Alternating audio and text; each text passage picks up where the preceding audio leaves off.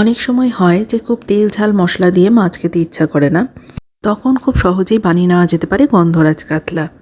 এর জন্য কাতলা মাছগুলোকে ভালো করে ধুয়ে নুন আর গন্ধরাজ লেবুর শুধুমাত্র সবুজ অংশটাকে ঘষে নিয়ে ভালো করে মাছের সাথে মাখিয়ে নিতে হবে। খোসার সবুজ অংশ অল্প দিলেও ক্ষতি নেই, তবে খোসার সাদা অংশ এসে গেলে তিতো হয়ে যাবে। সামান্য গন্ধরাজ লেবুর রস ছড়িয়ে সর্ষের তেলে মাছগুলো ভেজে নিতে হবে।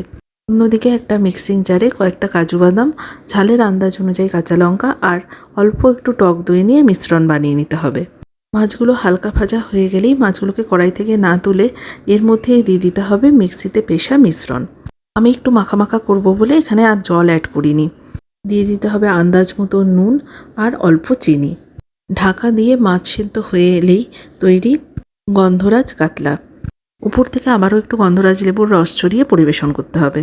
রেসিপিটি ভালো লাগলে please like and subscribe my channel.